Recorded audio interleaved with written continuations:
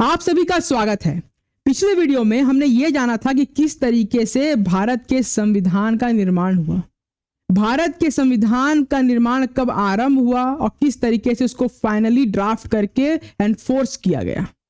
अब हम ये जानेंगे कि भारतीय संविधान से जुड़े महत्वपूर्ण तथ्य क्या हैं, जिनकी जानकारी आपको होना आवश्यक है। तो चलिए जानते हैं।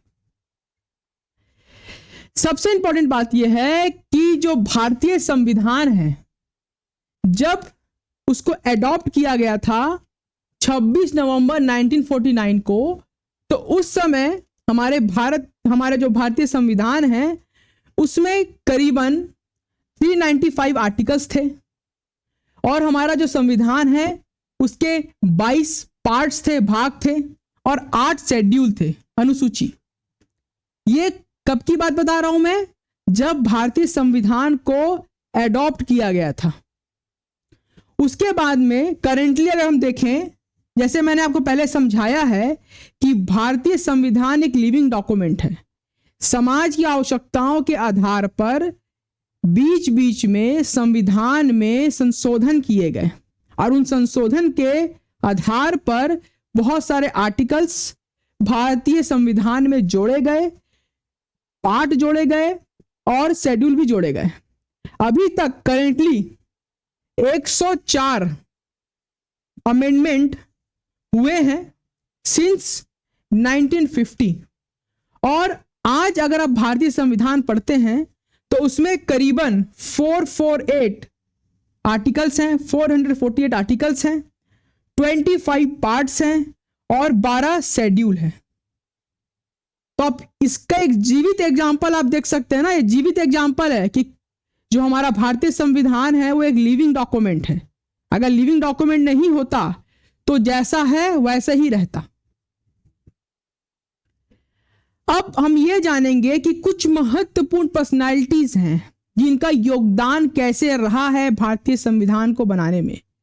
आज हम बात करेंगे सबसे पहले बी.एन. राव की। बी.एन. राव कौन थे?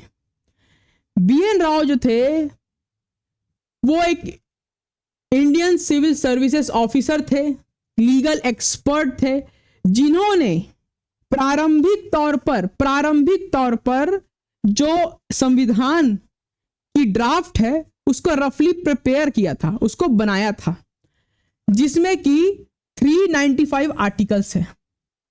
भीमराव अंबेडकर जी ने अपने संबोधन में जो उन्होंने कॉन्स्टिट्यूएंट असेंबली में दिया था, वह स्पष्ट रूप से कहा था कि बी.एन. राव का जो सहयोग है वो इनक्रेडिबल है। बहुत अच्छी तरीके से उन्होंने हमें एडवाइस दिया और उनका योगदान बहुत महत्वपूर्ण रहा। और इसका सबसे महत्वपूर्ण कारण यह है क्योंकि वो एक लीगल एक्सपर्ट थे। उन्होंने अपनी जो एजुकेशन है वो मद्रास और कैम्ब्रिज यूनिवर्सिटी से ली थी और 1910 में उन्होंने इंडियन सिविल सर्विसेज को ज्वाइन किया था। और एक चीज मान के चलिएगा कि जब उनको यह दायित्व दिया गया कि ऐसा कॉन्स्टिट्यूशनल एडवाइजर आपको नियुक्त किया जाता है और आप एडवाइस दें कि किस तरीके से भारतीय संविधान का ड्राफ्ट रेडी हो, तो उन्होंने अलग अलग देशों के संविधान की स्टडी की। करीबन 60 देशों के 60 कॉन्स्टिट्यूशन की स्टडीज की, लाइक यूएसए, कनाडा, यूके। इन्होंने 1946 से 1948 तक 60 देशों की संविधान को पढ़ा, समझा, उनकी बारीकियों को जाना और जो बेस्ट था, जो सही था हमारे लिए, उसको उन्होंने रिकमेंड किया। तो जब भीमराव अंबेडकर जी ने कॉन्स्टिट्यूएंट असेंबली में इस बात को संबोधित किया कि बी.एन. राव का महत्वपूर्ण योगदान था और उन्होंने इनिशियल ड्राफ्ट कॉन्स्टिट्यूशन का कॉन्स्टिट्यूएंट असेंबली को दिया, जिसके आधार पे ड्राफ्टिंग कमेटी जो थी उसको रिफाइन कर रही थी और उसमें क्या डाला जा सकता है, क्या निकाला जा सकता है, उस पर उन्होंने अध्ययन किया under the chairmanship of doctor Bhimrao Ambedkar.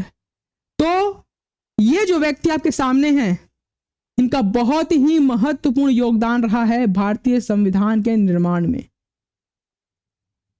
अब हम जिनकी बात कर रहे हैं उनको पूरा देश अच्छे से जानता है, doctor Bhimrao Ambedkar, drafting committee के चेयरपर्सन, लीगल एक्सपर्ट, लेजेंड, आप जो बोल लें। अगर ये नहीं होते तो भारतीय संविधान की संरचना आसान नहीं होती। इनका बहुत महत्वपूर्ण योगदान रहा है भारतीय संविधान के निर्माण में, इसलिए इनको फादर ऑफ कॉन्स्टिट्यूशन भी कहा जाता है। इन्हें आर्किटेक्ट ऑफ इंडियन कॉन्स्टिट्यूशन भी कहा जाता है, क्योंकि अगर ये नहीं होते तो भारतीय संविधान का निर्माण आसान नहीं होता। अब इनके कंट्रीब्यूशन के बारे में जानते हैं। पहला कंट्रीब्यूशन, ड्राफ्टिंग द प्रीएम्बल। जैसे कि हम जानते हैं कि भारतीय संविधान का प्रीएम्बल उसका आईना है, उसका एक गाइडेंस है। मतलब जो प्रीएम्बल में है वो एक रिफ्लेक्शन है कि संविधान के अंदर क्या है, संविधान किस लिए काम कर रहा है, संविधान क्या चाहता है, संविधान का क्या उद्देश्य है और किस तरीके से समाज के अंदर में social, economical, political justice promote करेगा, कैसे भाईचारा को फैलाएगा। भारतीय जो हमारा भारत है उसका नेचर क्या है, हम सॉवरेन है, रिपब्लिक है, डेमोक्रेटिक है, सेकुलर है, हम सोशलिस्ट हैं। इसका जो बुनियाद है कौन रखता है, प्रीएम्बल रखता है। तो प्रीएम्बल को ड्राफ्ट करने का काम इन्होंने किया था, जो कोर वैल्यू है संविधान का। फंडामेंटल राइट, सबसे महत्वपूर्ण पार्ट संविधान का, पार्ट 3 भाग 3 संविधान का, जो बात करता है मूल अधिकारों के बारे में। हमारे मूल अधिकार, right to speech and expression, right to life, right to religion and culture, ऐसे बहुत सारे मौलिक अधिकार हैं जो कि पार्ट 3 में दिए गए। और ये जो आपके सामने व्यक्ति हैं भीमराव अंबेडकर, उन्होंने सुनिश्चित किया कि भारत के जितने लोग हैं उन्हें मौलिक अधिकार मिले संविधान के अंदर। तीसरा, वोटिंग राइट। हम डेमोक्रेटिक कंट्री हैं, भारत के अंदर में जितने भी लोग 18 वर्ष या उससे ऊपर हैं उन्हें यह अधिकार है कि वो वोट दें और अपने प्रतिनिधि को चुने। और यह अधिकार को सुनिश्चित किया भीमराव अंबेडकर ने वोटिंग राइट देकर, जो कि संविधान हमें बोलता है। अगर भीमराव अंबेडकर नहीं होते तो शायद ये चीजें इतनी आसान नहीं होती हमारे लिए। सेकुलरिज्म, जिस पे आए दिन बहस होता है कि मेरा धर्म ऊंचा कि तुम्हारा धर्म ऊंचा, तो इन्होंने ये बोला कि हमारा देश का कोई धर्म नहीं होगा, हम सेकुलर कंट्री हैं, हमारा कोई धर्म नहीं है, हमारे भारतीय देश का कोई धर्म नहीं है, हम हर धर्म की रिस्पेक्ट करते हैं, हर धर्म के व्यक्ति को ये स्वतंत्रता मतलब आजादी देते हैं, फ्रीडम देते हैं कि वो जिस धर्म को मानता है उसको फॉलो करे, उसमें फेथ रखे, उस पर बिलीव करे। और ये पॉसिबल इसलिए हुआ क्योंकि हमारा जो देश है वो एक सेकुलर देश है। सेकुलरिज्म मतलब सिंपल है कि हमारा कोई रिलीजन नहीं है, लेकिन हम हर रिलीजन को रिस्पेक्ट देते हैं। एबॉलिशिंग अनटचेबिलिटी, ये अभिशाप था भारत का। अनटचेबिलिटी, छूत अछूत, आप जब देखे होंगे पहले के समय में तू अछूत है, जैसे अगर तूने कोई चीज को छू लिया तो नष्ट कर दिया जाएगा। मतलब इंसान है भाई, इंसान, दो इंसान है, भगवान के द्वारा बनाए गए दो इंसान, उनके मध्य कोई छुआछूत नहीं होना चाहिए किसी भी आधार पे। कलर हो गया, जाति हो गई, धर्म हो गया, इसके आधार पे कभी भी कोई छुआछूत नहीं होना चाहिए। बहुत दिनों तक इस अभिशाप से भारत पीड़ित रहा है और इस बात को सुनिश्चित किया भीमराव अंबेडकर ने कि जब भारतीय संविधान आए तो छुआछूत जो एक अभिशाप है भारत के लिए उसे खत्म किया जाए। तो पूरी तरीके से छुआछूत को संविधान लाके खत्म किया गया ताकि हर किसी को रोजगार मिले, हर कोई शिक्षित हो, हर किसी का अधिकार के समाज में ऊंचा उठे। जरूरी नहीं है कि वो किसी भी जात, किसी भी धर्म, किसी भी कलर का हो, उसे कोई फर्क नहीं पड़ता। आप भारत के नागरिक हैं, आपका यह अधिकार है कि आप अपने लाइफ को अपने हिसाब से जिएं। रिजर्वेशन एक ऐसा टॉपिक है जो कि बहुत ही हमेशा मतलब सामने रहता है कि यार क्यों रिजर्वेशन देना चाहिए, क्यों नहीं देना चाहिए।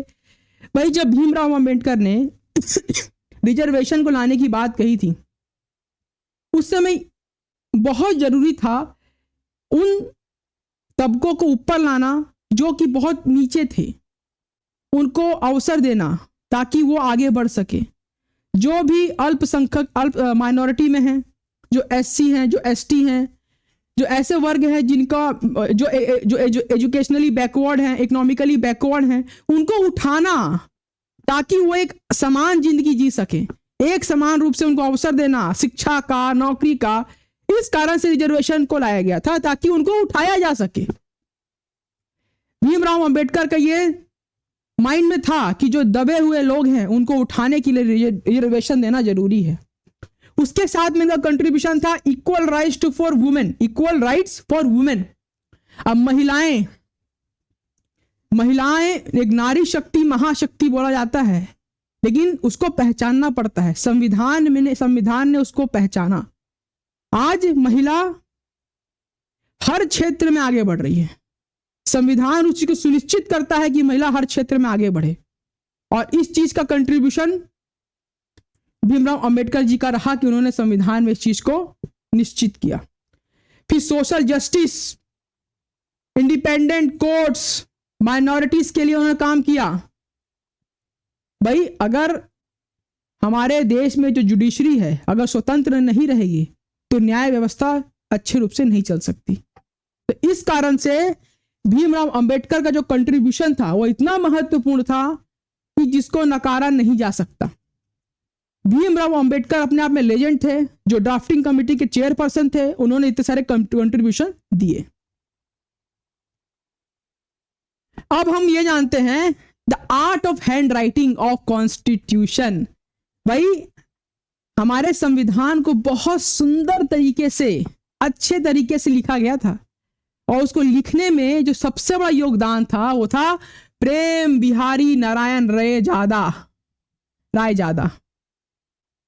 इन्होंने 6 महीने लगाए किस चीज के लिए?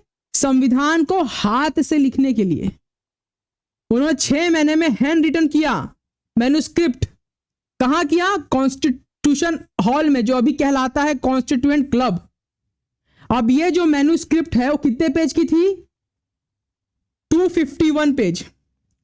इसको लिखने के लिए इन्होंने 432 पेन होल्डर्स निब्स को इस्तेमाल में लाया, और 330 निब्स को इस्तेमाल में लाया फॉर कॉलीग्राफी।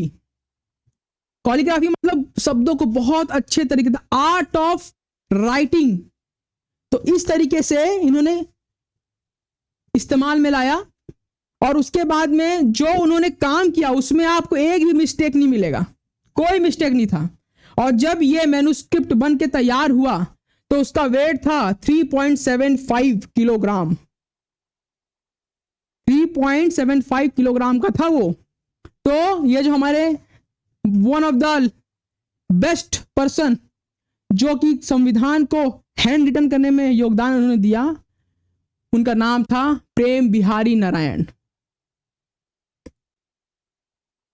अब ये जानते हैं कि भारत का जो ये फ्लैग है, जिसको देख के हर भारतीय का जो सीना है वो चौड़ा हो जाता है, इसके लिए हम सब कुर्बान हैं। इसको एडॉप्ट कब किया गया था? इसको एडॉप्ट किया गया था 22 जुलाई 1947 को। और नेशनल एंथम, जिसकी रिस्पेक्ट में हर एक भारतीय सम्मान से खड़े होता है, सीना तान के खड़े होता है, इसको कब एडॉप्ट किया गया था? जनवरी 24, 1950 को। अब यह जानते हैं कि जो फाइनल स्टेप था, अब किसी भी संविधान का फाइनल स्टेप क्या होता है? भाई कोई भी कॉन्स्टिट्यूशन को बना, हमारे भारत में कॉन्स्टिट्यूशन किसको बनाया? किसने बनाया? कॉन्स्टिट्यूएंट असेंबली ने। उसमें जितने मेंबर थे उन्होंने उसको बनाया, और जितने मेंबर थे उसमें से 284 मेंबर ने 24 जनवरी 1950 को, जिसमें से 15 वुमेन थे, उन्होंने फाइनली जो फाइनल वर्जन था संविधान का उसको साइन किया। जो संविधान का फाइनल जो वर्जन था ना, उसको करीबन 284 मेंबर्स ने साइन किया।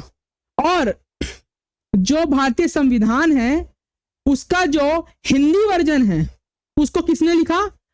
वसंत जी ने लिखा, जिन्होंने हाथ से हिंदी वर्जन लिखा संविधान का।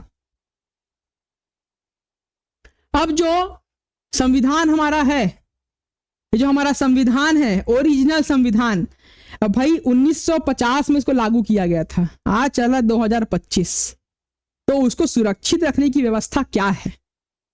हमारे जो पार्लियामेंट की लाइब्रेरी है जो दिल्ली में है, उसके अंदर एयर टाइट ग्लास में, जिसमें कि हीलियम जो गैस है वो भरा गया है, और उसी वहीं पर जो ओरिजिनल कॉपी है संविधान की उसको रखा गया है, ताकि वो सुरक्षित रहे, उसके पन्ने खराब ना हो, ठीक है, वो ह्यूमिडिटी से बचे, ठीक है, वो किसी भी तरीके के डैमेज से बचे।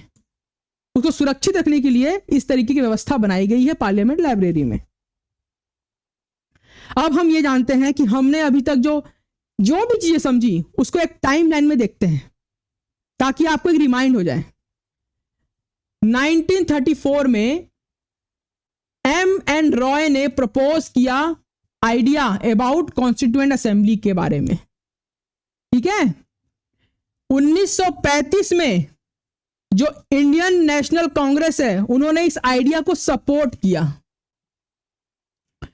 1940 में डिमांड एक्सेप्ट हो गया कॉन्स्टिट्यूएंट असेंबली का, जो ऑफर था उसका।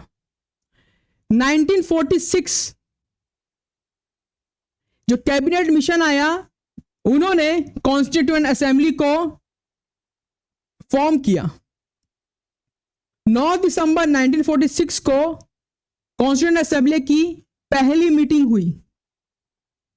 11 दिसंबर 1946 को डॉक्टर राजेंद्र प्रसाद को इलेक्ट किया गया परमानेंट चेयरमैन के तौर पे, ठीक है। और 3 जून 1946 को क्रिएशन हुआ 2 कॉन्स्टिट्यूएंट असेंबली का, पोस्ट पार्लियामेंट। भाई पाकिस्तान हिंदुस्तान का अलग अलग कॉन्स्टिट्यूएंट असेंबली था, ठीक है। और भारतीय संविधान को 26 नवंबर 1946 को अडॉप्ट किया गया। तो ये एक टाइमलाइन है, एक रिमाइंडर है कि जो अभी तक हमने पढ़ा। तो हमने ये समझा अभी तक कि संविधान की आवश्यकता क्यों है, संविधान को बनाया गया, कब से कब बनाया गया, उसको बनाने में किन लोगों का योगदान था, क्या कारण था, महत्वपूर्ण चीजें क्या थी, ये सब हमने जाना। बस अब ये बताना चाहूंगा आपको कि भारत के संविधान की स्टडी करना, उसमें क्या है उसको पढ़ना बहुत आवश्यक है, ताकि आपको आपके मौलिक अधिकारों के बारे में मालूम हो, ये देश कैसे चलता है उसके बारे में मालूम चले आपको, जो राज्य सरकार है, जो यूनियन ऑफ गवर्नमेंट है, उसका क्या दायित्व है उसके बारे में आपको मालूम चले। तो इसी तरीके से आप आगे बने रहिए हमारे साथ में, और हम आपके लिए संविधान से संबंधित अच्छी जो बातें हैं, जो भी तथ्य हैं, सामने आपके लाएंगे। बहुत बहुत धन्यवाद मुझे सुनने के लिए।